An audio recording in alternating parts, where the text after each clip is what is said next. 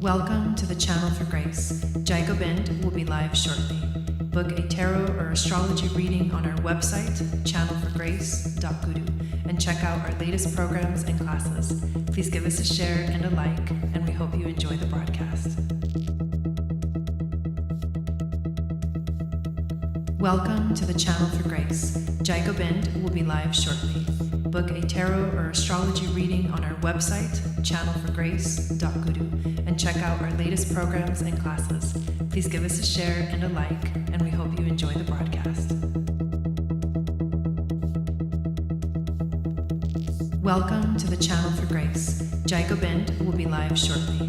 Book a tarot or astrology reading on our website, channelforgrace.guru, and check out our latest programs and classes. Please give us a share and a like, and we hope you enjoy the broadcast.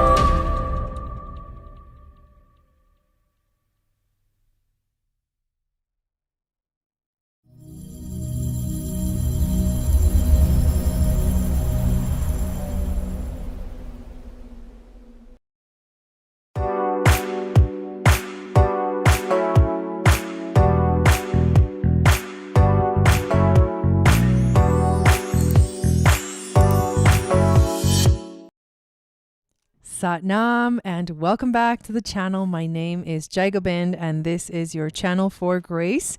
Thank you guys so much for being here live, and thank you to those of you that are watching the replay of this video. Today, we are going to talk about the human design transit reading for the full moon in Aries that is happening tomorrow, October 17th of 2024. And so what I do in this video is I show you the human design chart. Yesterday we talked about the astrology. Today we talk about human design. We look at the chart, and I love for you guys to have your human design chart ready so you can see, as I go through the energies, how is this going to be affecting you in your own chart? And also, how is this going to be affecting us collectively? These human design transit readings can be some of the funnest to look into. And so it's kind of like an adventure that we go through together. So very excited to dive into that. Before we dive into that, I do want to say again, thank you guys for being here. If you're here live, say hi in the chat. I love the live interaction. Hello, Bernadine. Hello, Raessa. Hello, Jeanette. Welcome, welcome. And also make sure that you subscribe to the channel. You hit the notification bell so you get notified of when I go live and when I upload videos. And then also download my free moon astrology guide, which will tell you what your psychic gifts are based off of your moon sign. It enters you into my email list, and then I send out a weekly moon magic report with the horoscope for the week ahead. Excuse me. Hello, Mary. Welcome in. And people love that freaking weekly horoscope. It comes into your inbox, and it goes through day by day all the major transits and the moon and the aspects and how it's going to be affecting us. So you have like the week coming, how the energy is going to go. So that's super fun. Also, we have some really awesome courses going on right now. I also have a free community space, a network, kind of like our own private Facebook network. It's held within the app called Mighty Networks, and our network is called Channel for Grace, and our free community is called the Global Community. I host free events in this global community. We can connect with each other. There's like private messaging between people. There's also events that I host within the space specifically for the space. And it's also my course platform. So the place where I host all of my courses. And speaking of courses, the two that I wanted to mention today is the astrology school. It's happening right now. So if you want to learn astrology, it's still not too late to join us. We're going to be going on for a whole year, meeting twice a month. There's a new topic per month. So you have a whole month to kind of process the information, to absorb it. We do a lecture and then we do a discussion session, and there's quizzes. There's monthly quizzes. It's like a super fun atmosphere. And one of the funnest ways to learn astrology is within a group setting, and it's very interactive. And so it's like hands-on experience, which is amazing. Hello, Dancing Bears. Oh, Clint, welcome. Good to see you here. And the other course that I want to share with you that I'm super excited about is our Moon Goddess Training, which is the most comprehensive course that I offer. It is a year-long course. There are 3 levels. Level 1 is the fundamentals. And the whole class is basically the Akashic Priestess Path, which is a 3-part series with the end goal of becoming certified as an Akashic record reader. And so level 1, we do the fundamentals of how the Akashic records work and what they are. And we do this as we journey through the mystery schools of ancient Atlantis. And let's just go into a little bit of what we learned in level 1. All the tentative dates for level 1, they're pretty much set, but are on the website. The link is below to check it out so you can see what the dates are. And look how cool this is. Okay. So our schedule is literally like this. Level 1, we meet on the weekends. We meet one day of the weekend. I believe these are Sundays. So we have our Nile River initiation, which begins on the new moon. Every level 1 begins on a new moon, and we follow this new moon cycle together throughout the program. Week 2 is the Temple of Abu Simbel. Next week is the Temple of Isis. Then it's the Temple of Kom-Ombo. Then it's the Temple of Horus. Then it's the Temple of Karnak. And then the Temple of Dendera. Then the Osirian Temple. The Temple of Dashur and Saqqara. And then the Temple of Giza, or the Pyramid of Giza. And each of these weeks is this huge conglomeration of information that I give to you themed by what we learned in those temples. So each of these temples has a chakra connected to it, a specific type of lesson.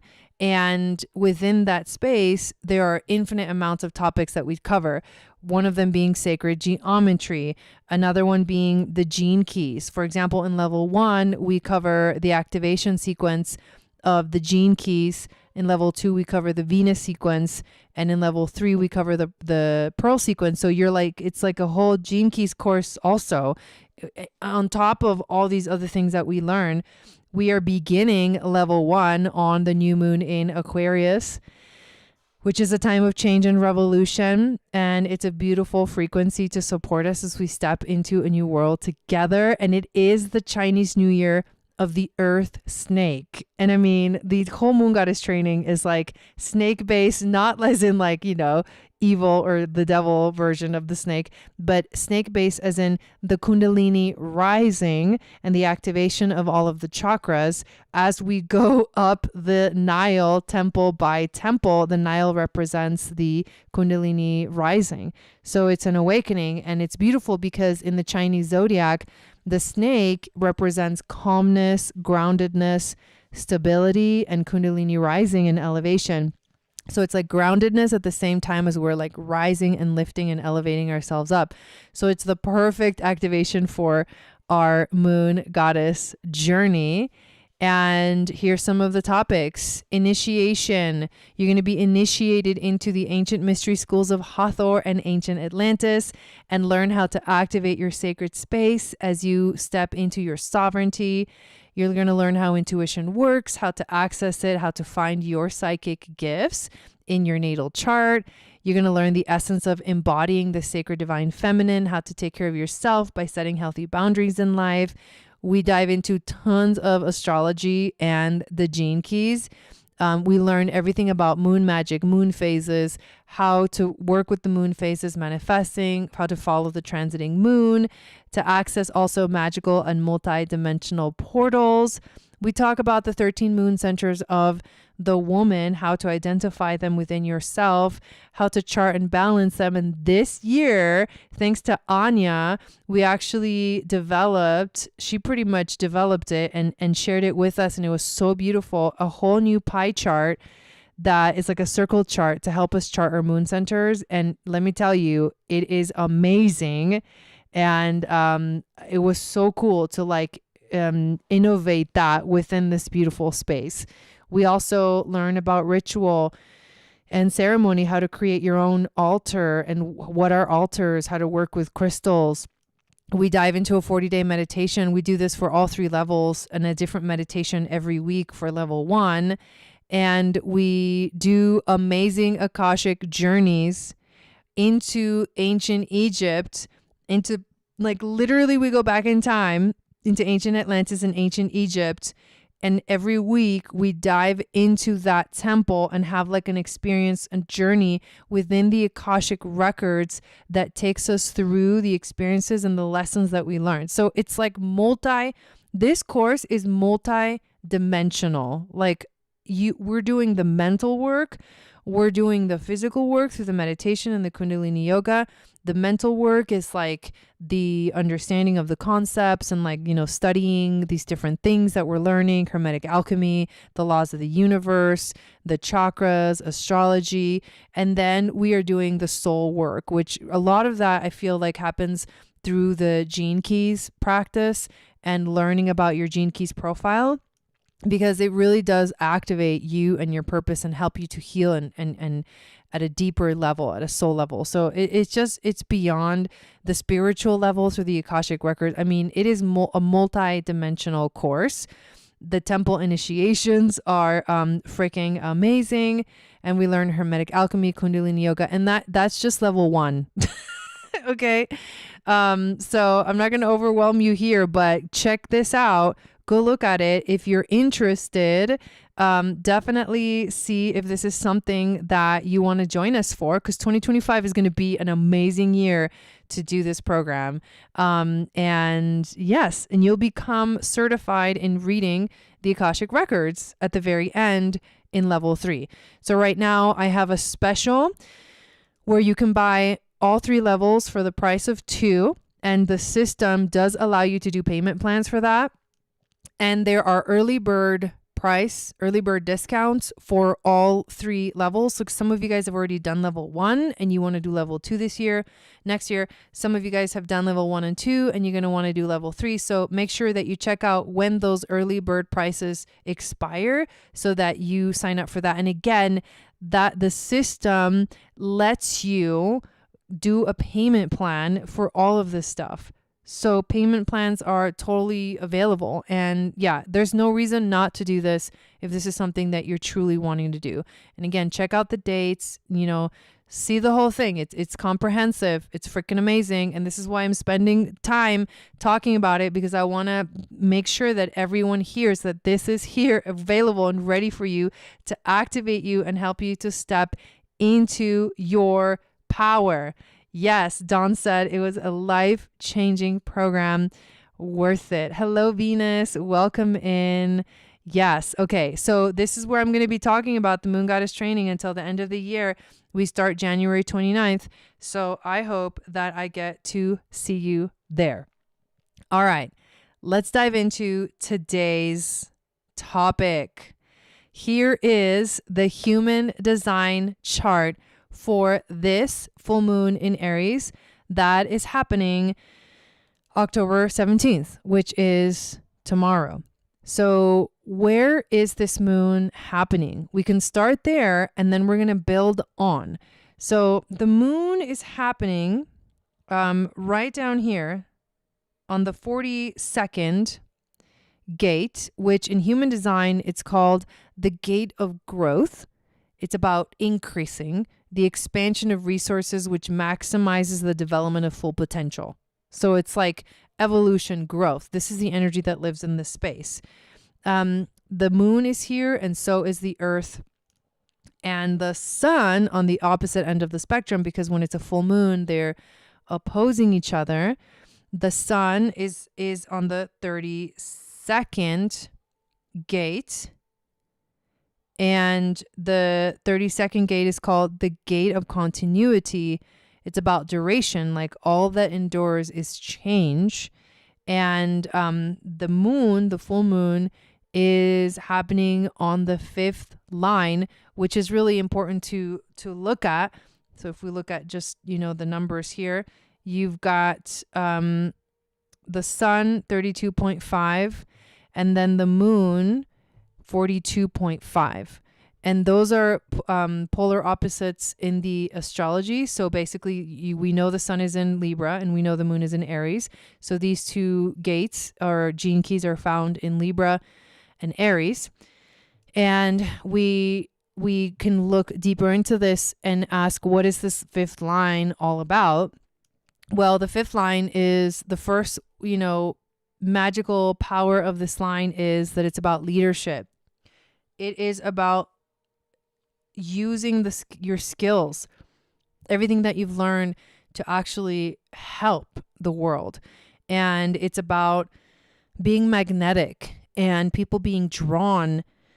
People are drawn to the 5th line because the 5th line holds this frequency of leadership, and like they know what they're doing and like they got their shit together, and people feel safe around them. If you have a 5th line in your profile, then you know this really well. So it's leadership and it's about fixing. So the 5th line is the fixer. So it's like this moon is inviting us to like fix things, and maybe fix isn't the best word, but it kind of is, because, we kind of are broken, life kind of breaks us, and there are things that need to be realigned. So maybe realigning is a better way to say it, but you're essentially fixing things, and you're fixing them in a way that they're gonna last long. And the 5th line definitely is about stepping into leadership, and that's what this moon is really asking us to do. Now, the 5th line in human design is the heretic. So that's the other aspect of this energy that tends to be a little bit intense, is that people will project onto 5th lines and want something and have expectations of the 5th line. But then what happens is that the 5th line, because that person had an expectation and it didn't turn out, say it doesn't turn out the way this person expects, they turn on that person and that person becomes the heretic, right? Where it's like burn them at the stake instead of like they're a hero, they're the savior, or, the heretic. And so it's a fine line, and it's a kind of scary place to be, because really putting yourself out there as a 5th line is not necessarily going to feel comfortable, because you feel that projection coming onto you. This can also be bringing up like, how are you projecting onto people in your life or situations in your life? Are you having all these expectations? And it's so interesting because yesterday we talked about the 42nd gene key, which has the shadow of expectation. And so it kind of matches here, right? With this 5th line energy. It's like, are you expecting things without realizing that they may not come about the way that you exactly expect them? So how can you surrender and just let the things happen the way they're supposed to? Like, if you live in that world of expectation, you're projecting that into your life, into your relationships, into everything you're doing. And then when it doesn't happen, you get disappointed. So prevent any disappointment by knowing that like things will turn out the way they're meant to turn out. You just have to stay grounded, and you have to use the knowledge that you know, and you have to be wise about everything right now. And I feel like that's the energy that this 5th line is bringing to the picture. And if I kind of scroll down, because these are all the planets right now, you've got Sun, Earth, Moon, Mercury, and Jupiter, they're all in fifth lines. So that's a lot of fifth lines occurring right now. The other line that's really strong right now is the third line. You have Uranus, Saturn, Mars, the south node and the north node. All of those are in third line. So the third line is actually more prominent than the fifth line. And what that tells me is that right now the experience that we're having is that we have to let ourselves have the experience and learn from the experience. The third line is the changer, and it has that frequency of you have to try and try and try again to see what happens until you can succeed. Things are not just going to happen right away. And that's why the third line kind of tends to bring up energy that you got to just try it and see what happens. It's trial and error. So it's being fully engulfed in the experience. So right now we are being fully engulfed in the experience, but also learning how to trust our own deeper wisdom and how to step into leadership and how to be that, for ourselves. I wouldn't say necessarily for everyone else, but when we are that for ourselves, it draws other people in. And then you without even realizing, you're like a leader. You are, people follow you. And it's not like they follow you blindly. They follow you because they feel safe around you. And so if you can create that energy, I mean, that's good, but then also make sure that you really are doing it for yourself. Aries is about self-identity, self-knowing. And so that's where I would say the focus is, for this. So that's looking into the line. So let's come back to the chart here and let's talk about the 42nd gate. So the 42nd gate is where the moon is. The 32nd is where the sun is. That is the sacral center and the spleen. So the sacral center has to do with life force energy that can carry out almost like long-term ability and energy to do things. And it needs to be used up. So the energy of the sacral center has to be used up every day. If you have a defined sacral and you're not fully doing the like emptying out the battery, then you will actually not sleep very good. You have to empty your battery and then you'll sleep really good. And if you do that every day, if in the morning when you wake up, you're the battery has been charged. So the generators and manifesting generators, they charge overnight. You know what I mean? Their energy recharges overnight. But really, essentially, the sacral center it's life force energy that flows through, that is being channeled from the earth. So the earth is what the generators and manifesting generators are channeling. And so the whole reason why we work and we focus on making sure that the generators are happy and satisfied in life is because they are 70% of the population and they need to be happy. They need to do the things that they love. And that's a natural channeling of the life force energy of the earth. So there's a little bit of that energy within this moon because this full moon is in the sacral center. So it's what kind of energy feature are we talking about here? Well, the way you get deeper into this is you look at, which gate in the sacral center is this moon happening at? And the 42nd gate is called the gate of growth. It's also described as an increase. It's people with an imperative to always finish what they have begun. These people are under tremendous pressure to finish everything they begin and have the power and commitment to follow any endeavor all the way through till the end. So this moon has the potential to carry us through till the end, which means that the energy of this moon is final. You can't just say, I'm going to do this. You can, but the thing is, be careful not to say that to the things that you don't really want to do, because we're making commitments and we got to follow them all the way through. That's the energy of this full moon. So if you say something and you're like, I didn't really mean it, well, too bad, because you're going to have to follow through. And so you got to be careful what you're thinking. You got to be careful what you're saying yes to. You got to be careful what you're committing to.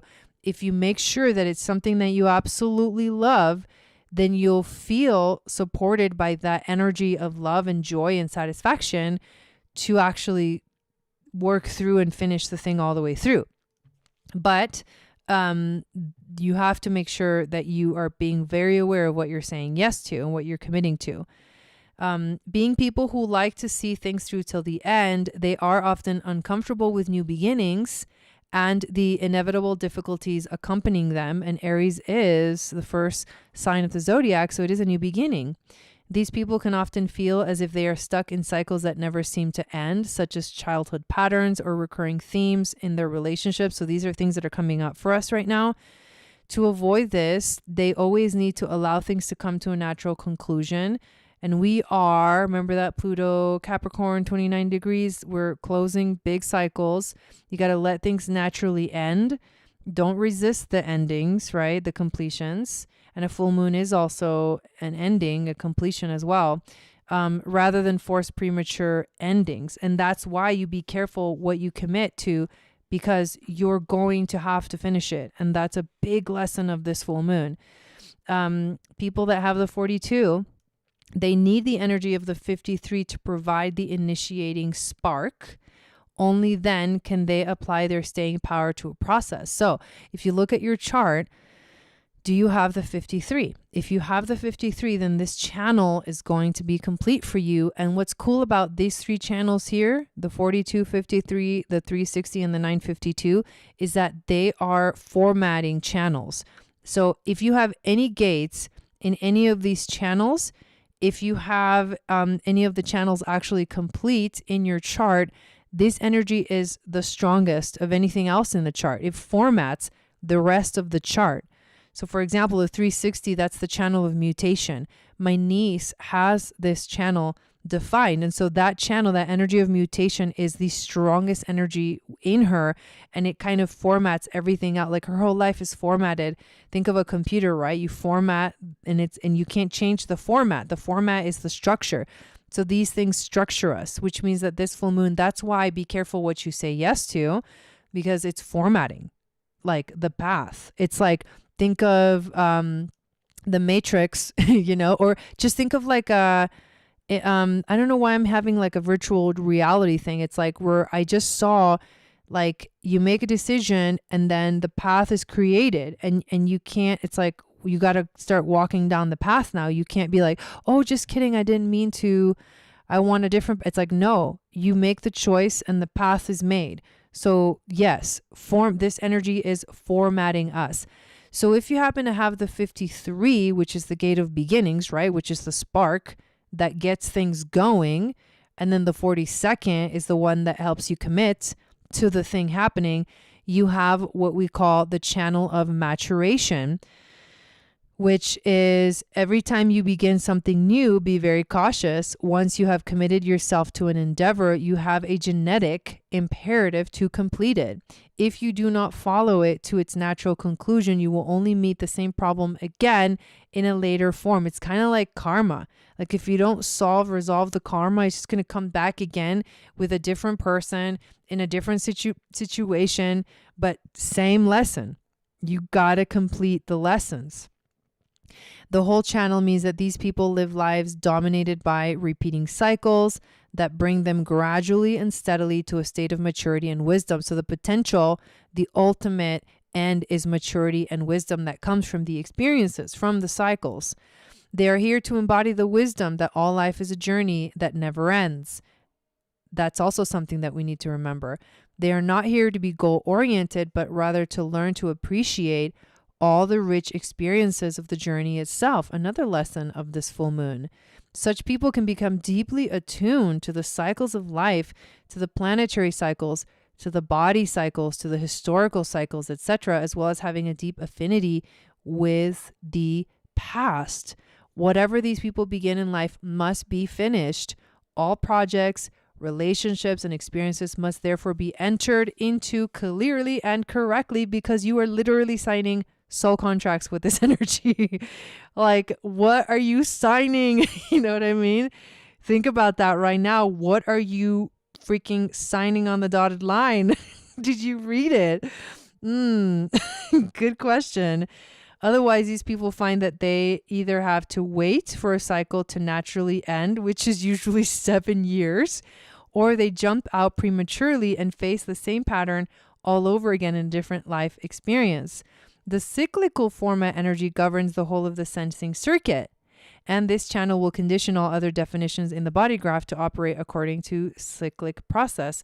So what this means, sensing circuit is all about having experiences that in the moment you like wish to God, you like pray to God that you could understand why these things are happening in your life, but you will not ever have clarity in the moment. And so there's a huge element of trust when it comes to sensing circuit, because you are going to understand the lesson and the reason behind it, and the meaning will come once the experience is over. So be careful what you're signing. You know, what are you signing on the dotted line? What contract are you freaking signing right now that you don't necessarily want to do that, right? So be careful what you commit to. Be careful what you say yes to, because we are going to like carve it in stone. So dang, no pressure, but you know what I mean? It's kind of crazy. It is kind of crazy. So very strong energy from the lens of human design about what this full moon is really activating for us. So how do you know that it's something that you want to commit to? Well, let's go back to the sacral center, which says that if you do what you love, it will bring you joy and satisfaction. And so the thing that you need to sign on the dotted line for what you love and nothing else. That is how you know that you get energy from thinking about making this commitment or signing this contract. Like, but yeah. And then that's going to give you everything that you need, the energy and the life force that you need to complete it, because that's what the sacral center does.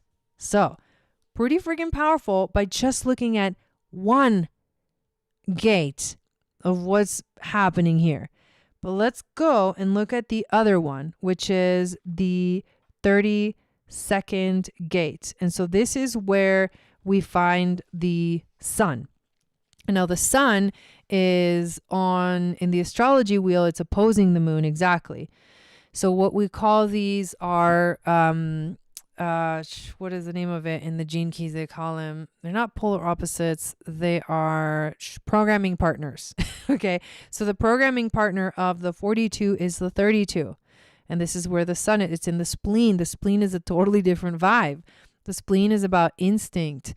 The spleen is about intuition in the moment. The spleen is about trusting, you know, those gut, but kind of subtle messages that come through that do not repeat themselves. And so this means you need to be tuned into the subtle right now. You have got to tune into the subtle messages that are coming through, because you will miss it if you're not. The 32nd gate is the gate of continuity. So if the 42nd is the gate of growth and the 32nd is the gate of continuity, right? Can you feel the solidifying energy of those two things? So the 32nd is people with an inborn instinct for the true value of anything or anyone. That's beautiful. Archetypally, this gate represents the financial manager of the entrepreneurial 54, which is a different gate. We're not going to talk about that. But these people have a nose for the value of both things and people.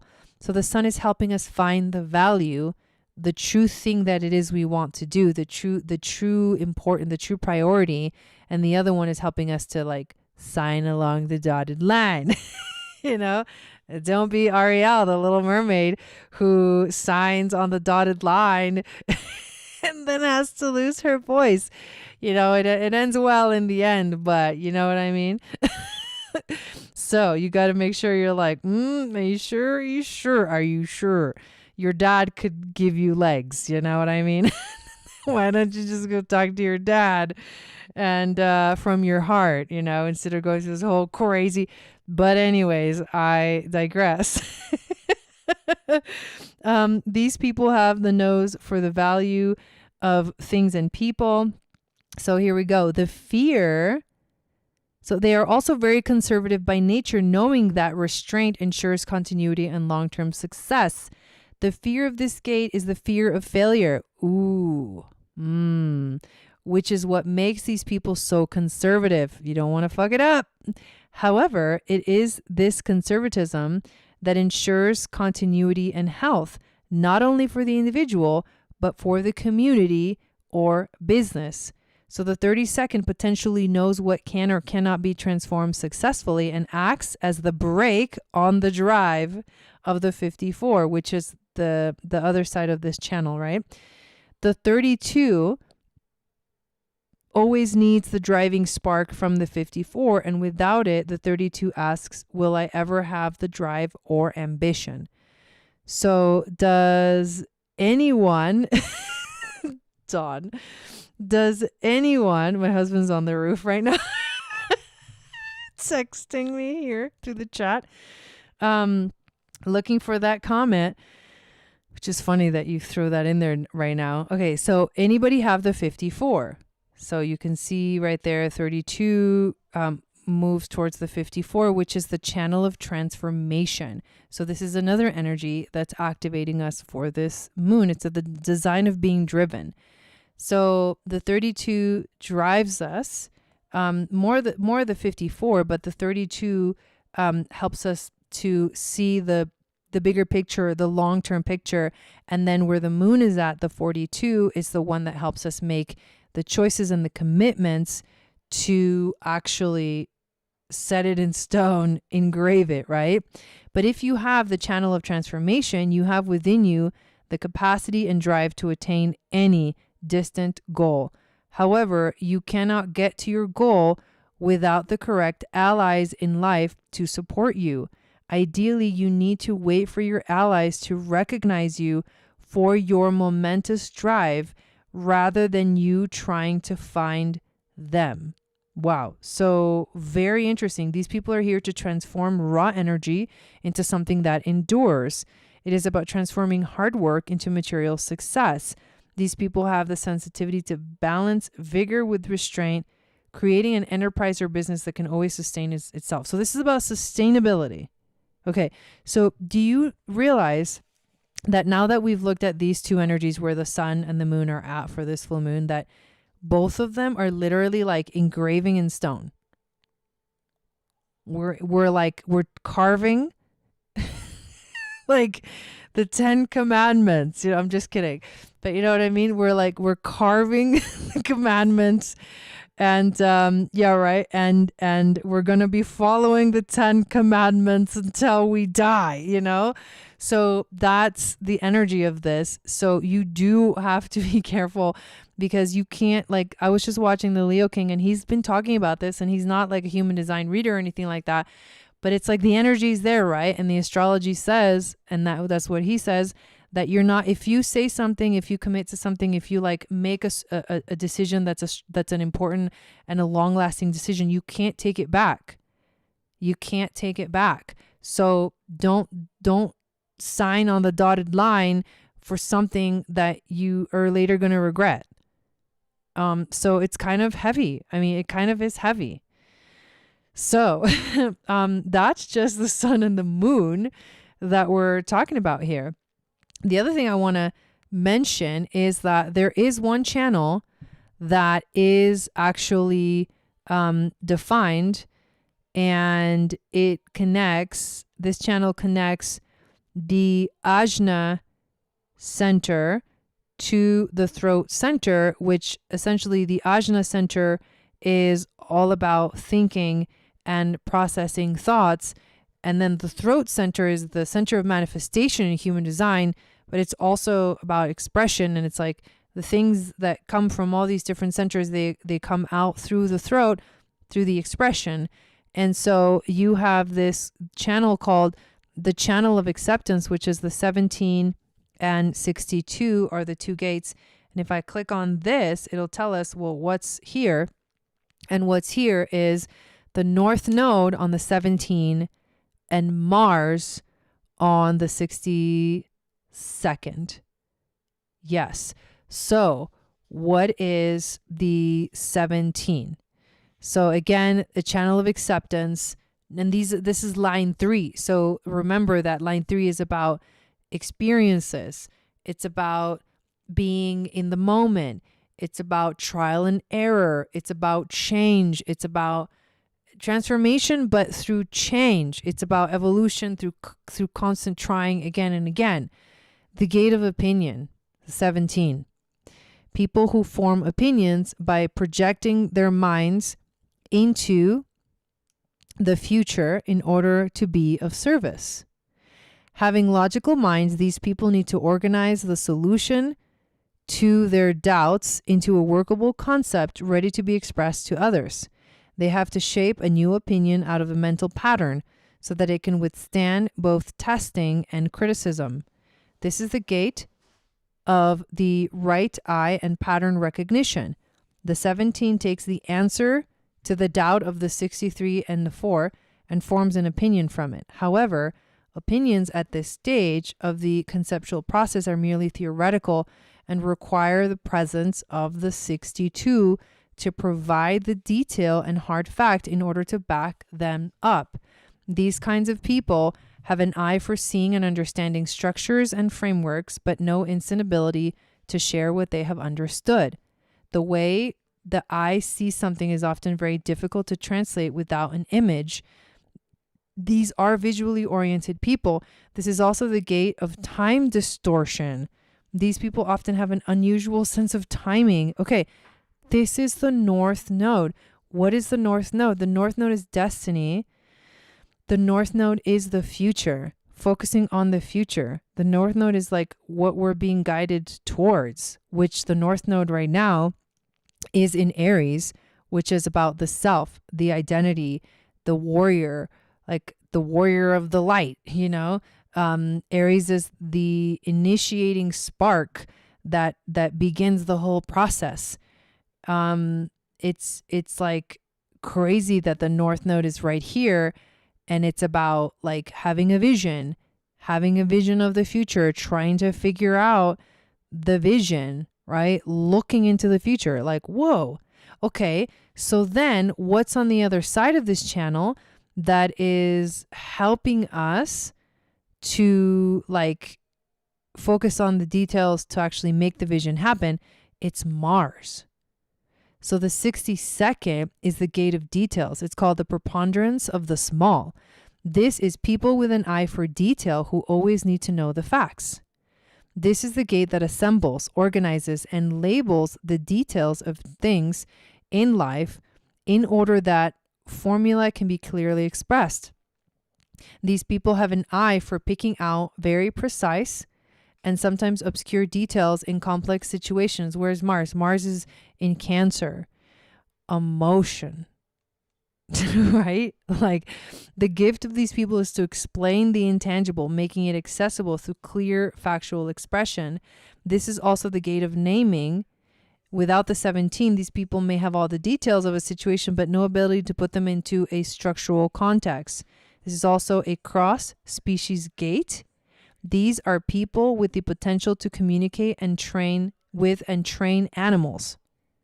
So this is the channel of acceptance. It's the understanding circuit, which is literally about understanding things. You have the rare mental ability of seeing the bigger picture without getting bogged down in details. However, if you do not take the time to look into all the relevant facts and details, your long-term visions will inevitably falter. So, North Node Aries, looking for the vision where we feel fully ourselves, where we can truly be ourselves without feeling like insecure about anything about ourselves and our identity and who we are. Where we can be our weirdo self with no problem. That's the vision. And then Mars is looking into the emotional realm of Cancer to all of the feelings that are in the way of that vision and getting all the information, like how we know what feelings and emotions get in the way of us like fulfilling that mission. What do we need? What information do we need? And it's found within the emotional realm, which is kind of crazy to think about. So these people need all the facts at their fingertips before they speak. That's why we may not be super outspoken right now, because we're collecting information through our feelings, which take forever, right? Their opinions have to be backed up by detail. If they wait to be invited to speak, they can fascinate others with their detail and knowledge. If not, they can equally bore people with all kinds of unnecessary detail. Many 1762s have a weak right eye because they have been trying to share their opinions for most of their lives without waiting to be invited. Thus, they slowly destroy their capacity to see patterns clearly. They are natural organizers of others who are here to develop and improve logical patterns for the future. They are logical think tanks with managerial skills, though only at a mental level. Since these are visually oriented people, they work best with images. Their eye has the ability to see all the working parts of any structure, detect potential flaws, and prefer their opinion as to a possible solution based on detailed knowledge of the subject. These collective gifts are very sought after by many organizations. So, we're trying to understand things. We're trying to see into the future. Mars is helping us gather all the details. This full moon is happening in Aries. What rules Aries? Mars. Okay. Very important. What is Mars doing during this full moon? It's making an exact T-square to the moon. What is he also doing? He's opposing Pluto, creating a grand cross of this intensity of like, you have no choice. You need to make a choice. You need to take action in your life, but you also need to be careful that you're not saying yes to things and committing to things that you are going to regret saying yes to.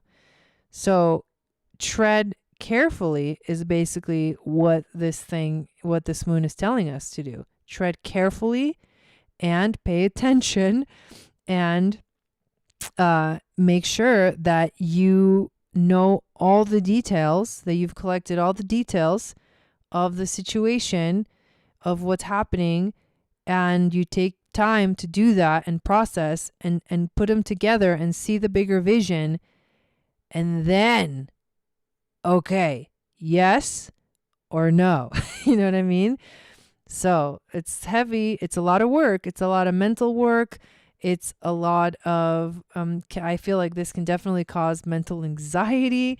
But in the end, the key are these things that you want to say yes to, are they fully like giving you the life force that you need to continue them for a long time, to sustain, right? So if you feel you getting life force from the thing that you want to say yes to, from the experience or the decision that you have to make, if you're getting like 100% fuck yes, then it's the right thing. But if there's any little bit of doubt, then it's not. So it's very interesting energy, this full moon. And so I kind of want to stop there. I was going to kind of look at some of the other gates, but I feel like we should stop there because that was a lot. That was a lot, and we need to process, and we need to like understand how do we work with these energies to help us make the right decisions, to help us commit to things that are important, that are like that we're going to be committing to for the long term. So I think it's just crazy how this resonates with what I was listening to of the Leo King, and it's like a totally different modality. He's talking astrology and I'm talking human design here, but it's crazy how these two energies really resonate. So you're carving into stone. Remember that. You're like carving your destiny into stone right now. Yeah, that's a good way to put it. So, there you go. That is the transit reading for this full moon in Aries. Good luck carving your stone. I'm totally kidding. But thank you all so much for being here. Make sure you check out your human design chart and see where is this happening in your chart.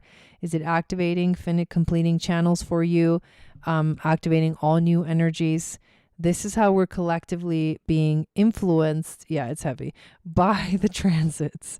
It's heavy. I mean, this is the energy of what's happening right now in the astrology and in the human design. So I guess it's double whammy.